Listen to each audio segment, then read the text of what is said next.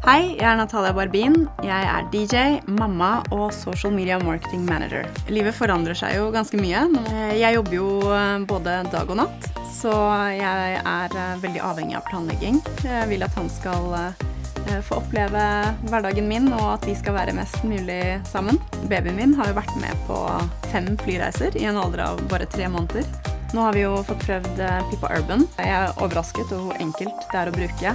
Pippa Urban veldig enkel å koble inn i ISOFIXen i bilen.